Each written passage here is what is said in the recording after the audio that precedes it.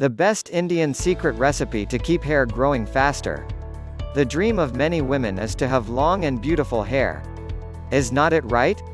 We already have some natural recipes to help you with that. In today's video, we'll show you a mask for cinnamon and coconut oil. Have you heard about this mixture before? If you want your hair to grow faster and stronger, then you need to try this hair mask. According to Yana Zingarino, the hairdresser from John Frieda Salon, in New York, coconut oil moisturizes dry hair and makes it shine and softness. Not to mention, it avoids breakage and split ends. Cinnamon, on the other hand, is a powerful ingredient that not only stimulates blood circulation, but also contributes to hair growth and strength. Amazing, isn't it? Type the ingredients. 1 teaspoon cinnamon powder.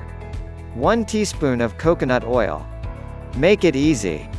In a bowl, mix all ingredients until uniform and consistent. Then apply the mask to your roots and massage your scalp. Leave it for 45 minutes, then rinse. Repeat this procedure at least once a week. Try it and share your opinions with us in the comments.